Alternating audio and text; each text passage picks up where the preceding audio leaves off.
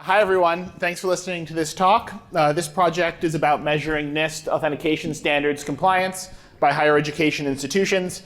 And it's joint work with Boen Beavers, who's an undergraduate at Colgate, Jan Shvartzshnaider at York University in Toronto, and Brett Frischmann, who's at the law school at Villanova. And this project started with a pretty straightforward question. So we know that this community and many other communities of technical experts generate advice that they would like to see percolate or diffuse out to practitioners in the field. And we're curious just how well some of this advice is actually reaching the people who would be responsible for implementing it. This, of course, is a huge question and one that's too big for a single research project, so we narrowed in some of these ideas to reach something that we could actually study. So when thinking about cybersecurity advice, we decided to focus on advice that's been written down explicitly in standards documents, and also to focus on advice about digital authentication due to our current interests and research experience. And now the category of practitioners is also quite large. So we decided to focus just on higher education institutions, IT departments, and those at institutions who are responsible for cybersecurity. So with those caveats in mind, this broad motivation question narrowed into our specific research question, which is how well are higher education institutions doing at implementing and setting digital authentication policies that align with NIST standards. And to make this even a tighter question, we decided to focus on 4 specific standards that are relevant pretty much across institutions and are relevant to all types of accounts, namely multi-factor authentication, password expiration, password composition requirements, and knowledge-based authentication. And I'll say more about each of those standards in a few slides. But first, I want to remind and educate those about the specific standards documents that we looked at. And this is the NIST Special Publication 863 Digital Identity Guidelines. These guidelines were published by NIST originally in 2004 under a different name, the Electronic Authentication Guideline. And they had major updates in 2011, 2013, and 2017. And according to the document itself, this is an overview of identity frameworks using authenticators, credentials, and assertions in a digital system, and a risk-based process to select assurance levels. For higher education institutions, these standards in this special publication are effectively non-binding technical guidance that IT managers or others in the organizations who are responsible for setting policies can turn to if they're looking for recommendations about how to manage their digital authentication practices. It turns out that this set of standards really is an ideal case study for our research question for a few key reasons. So the current version of 863 was put in place in 2017, which means that at this point it's an 8-year-old standard. So institutions have had time to learn about these recommendations, either from the standard directly or from other sources. But in the same breath, the standards in this 2017 document represent pretty clear distinctions and sometimes 180-degree changes from the recommendations in previous versions of this standard. And that makes it easy for us to look at policies that institutions have and see whether or not they've actually updated them since these changes were made, or whether they're still using stale recommendations from prior versions. These standards are also widely supported by academic research and other government bodies, meaning that it's unlikely that institutions are receiving conflicting advice, or that if they were to turn to different authoritative sources, they would find different recommendations. Pretty much the standards that we looked at here are widely accepted by the expert security community. And so having identified this as a really great way to look at the effectiveness of expert advice in the digital authentication world, we then needed to choose which institutions we specifically wanted to examine. And there are thousands of institutions in the United States and many more around the world, so we couldn't study all of them. We had to narrow in on a subset. And to pick those institutions in a way that was somewhat structured, we turned to well-known lists made by the US News and World Report. And we selected the top institutions from their 2023 list across a variety of categories, including Canadian global universities, US national universities, public colleges, liberal arts colleges, HBCUs, and regional colleges. Now we know that this list is not necessarily representative, as these universities are towards the top of their respective prestige in their categories. But we chose this for a reason, because we think that institutions that are relatively well-known, relatively prestigious, are likely to have more resources that they could dedicate towards finding out, learning, and implementing security recommendations.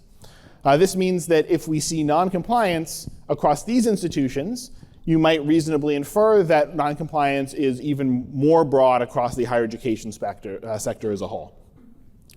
So across these institutions, we had 135 colleges and universities that we decided to examine. As you might expect, the policies for these institutions are not posted in any sort of formalized, normal, regular way online. It's very institution specific.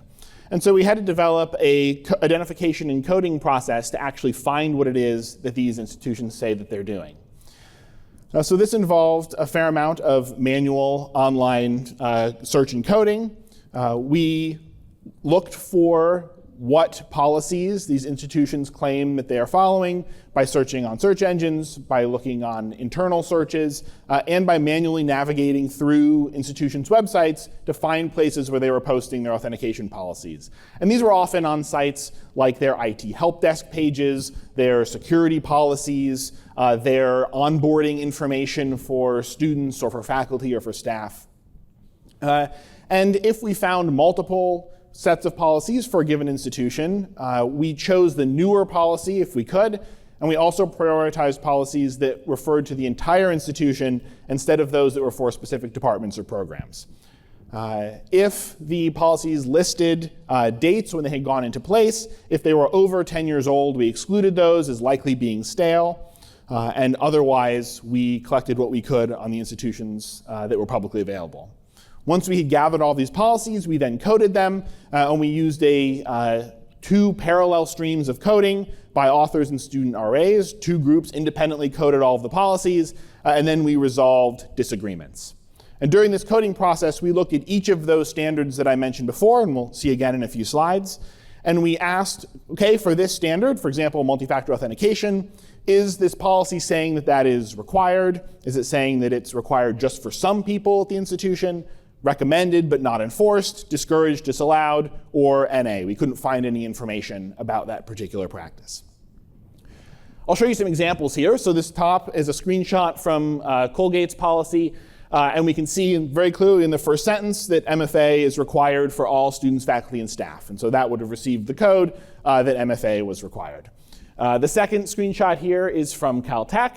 And we can see also in this first sentence a strong recommendation that you set up challenge questions that you could use if you forgot your password. So this would be coded as KBA, knowledge-based authentication is recommended but not required. This is a recommended case. And so you can imagine universities, maybe your own university has pages like this that lists what types of practices are mandated or recommended for all affiliates, student, faculty, staff, et cetera. Okay, so let's take a look at some results.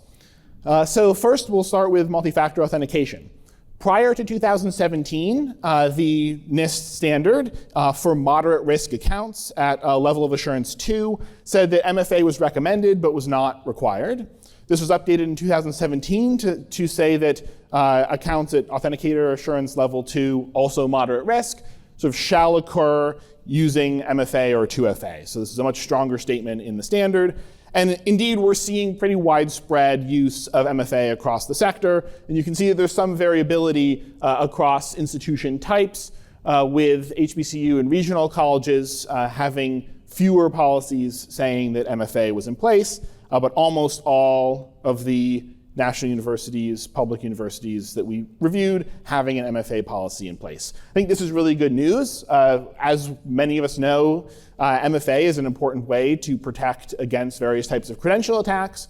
And so the fact that this has reached out and many, if not most universities have MFA implemented is a really good sign in terms of their authentication stance. The next few slides, though, paint a slightly different picture. So in terms of password expiration, before 2017, the guidance was that regular password expiration or cycling was best practice, that institutions should, on a regular basis, require that their affiliates go in and change their password.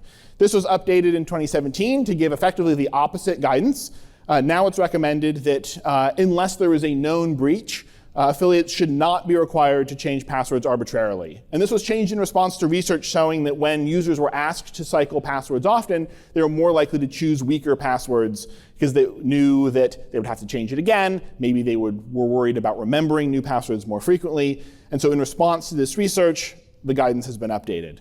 However, we can see here, and this time higher bars are worse, that many universities still require regular password cycling. And this is sort of distributed across institution types. The main takeaway here, I think, that I want you to draw is sort of rather than sort of nitpicking between different institution types, is really that this is still a broad, widespread practice that you're likely to find at any sort of institution. Maybe your own institution requires password cycling. It wouldn't be that uncommon. While we were doing this coding, we also looked at the frequency of expiration rates. 1 year was by far the most common, but we saw frequencies as rapid as every 60 days, every 30 days, or statements saying that replacement was required or recommended periodically, often, frequently, in a way that was not specific on public-facing websites. The next standard about password composition rules took me a little bit by surprise at the beginning of this. Prior to 2017, password composition rules, it was recommended that they be enforced. And we've all probably seen things like this when you go to create an account, right? You have to create a password that contains at least one X, where X is some special symbol or uppercase or special character.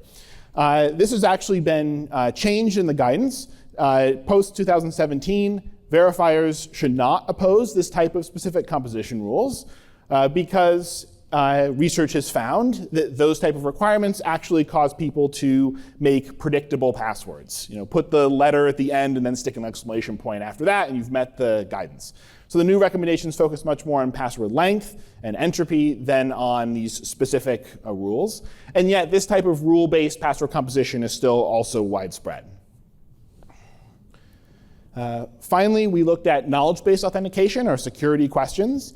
Prior to 2017, the standard permitted this. They referred to security questions as pre-registered knowledge tokens. And this had to do with any sort of security question that you might be familiar with, your mother's maiden name, your school, et cetera. And this is still also quite widespread, although it's no longer recommended. And so a few implications before I wrap up. These compliance rates were worse than had previously been measured across other industries in a prior study by Hall et al. And although it's difficult to tell whether or not these public policies match actual practices, the fact that the policies are still widespread, I think, is rather concerning. And this led to speculation, and you can read more in our discussion section of our paper about why this might be the case. But we think that there's maybe incentives for institutions not to change these practices and barriers to this knowledge reaching practitioners. I'm happy to answer more questions about that if you have any. So thank you all for listening, and looking forward to your questions.